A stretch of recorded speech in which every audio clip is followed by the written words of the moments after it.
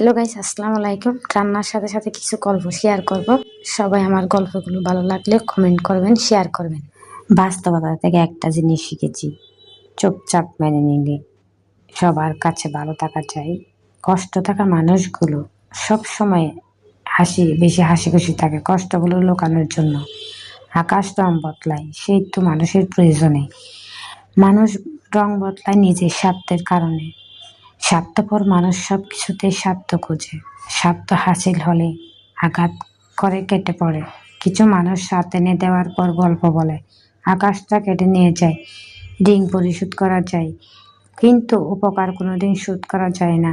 হিংসা করে অন্যের ক্ষতি সহজে করতে পারে, কিন্তু কোনোদিনও নিজে উন্নতি করতে পারবে না।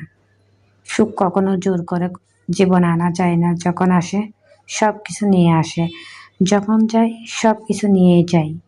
পুরুষের ব্যক্তিত্ব তার কথায়, নারীর ব্যক্তিত্বের তার আচরণে।